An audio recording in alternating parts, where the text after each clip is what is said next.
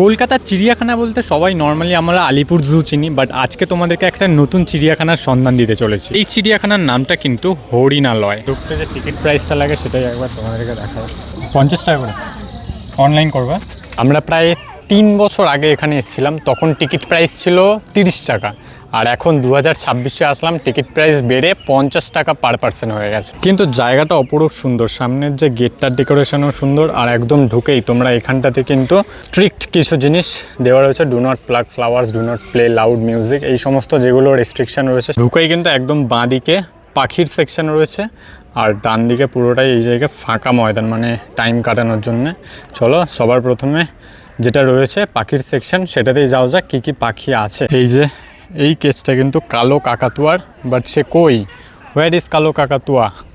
ওই যে কালো কাকাতুয়া, ওই যে দেখো বসে আছে কালো কাকাতুয়া, বোঝাই যাচ্ছে না খাঁচাটার, মানে খালি চোখে ভালো দেখতে পারবে। আরও তারপরেই আসলাম সামনের খাঁচাটায় এক্লেকটাস প্যারট, ওই যে দেখো অনেক কটা বসে আছে কিন্তু ওইখানে, এখন রোদের টাইমে দুজনে ঝগড়া করছে।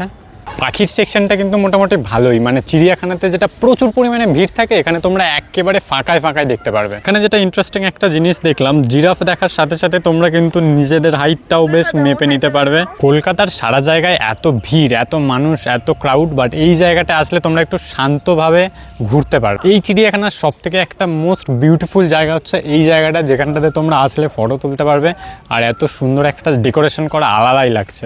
এই দেখো এইদিকে কার দর্শন পেলাম, ওই যে একজন জেব্রা ঘাস খাচ্ছে বেচারাটা, এই যে দেখতে পাচ্ছ। আর এখানে কিন্তু একটা নেচার্স ক্যাফেও আছে, এখানটাতে তোমরা আরামসে বসে বেশ দুপুরবেলার লাঞ্চটা করতে পারবে, আর যদি সকালের দিকে আসো টুকটাক ব্রেকফাস্টও সেরে নিতে পারো। অনেকক্ষণ অপেক্ষা করার পরে একটা জিরাফের দর্শন পেয়েছি, এই যে দেখতে পাচ্ছ। আর একটা জিরাফও আছে, ওটা ভিতরে, এই যে ঘরটা দেখছো এর ভিতরেই আর একটা জিরাফ রয়েছে। আরে একটু রোদের মধ্যে বেরিয়েছে ভাই বলে ও একা থাক ওখানে, আর ও রোদ পোয়াতে বেরিয়ে গেছে ওকে ছেড়ে একা বেরিয়ে যাওয়ার পরে এও আর থাকতে পারেনি, দেখেছো, এও বেরিয়ে গেছে, বলছে ওখানে একা বেরোবে, আমাকেও একটু দেখো সবাই, তার জন্য সবাই ওকেও একটু দেখছে, আর ও সবাইকে দেখছে। এই জায়গাটা কিন্তু কাঁচ দিয়ে ঘেরা, আর কাঁচের ওপারেই ওই যে কেউ একজন বসে আছে দেখতে পাচ্ছ, তাহলে জুম করে দেখো, ওই যে জলহস্তি, মানে সব থেকে একটা কুড়ে যদি বলি প্রাণী তাহলে এই জলহস্তি, শুধু মালটা জলের মধ্যে শুয়ে শুয়ে ঘুমাবে। দেখো কি ছোট্ট ছোট্ট ট্যামারিন, এটা এই দেখ কি ছোট ছোট, এই যে এইগুলোকে যদি আমার বাড়ি নিয়ে যেতে দেয় আমি তো এক্ষুনি বাড়ি নিয়েই চলে যাবো। কি সুন্দর লাগছে ছোট্ট ছোট্ট,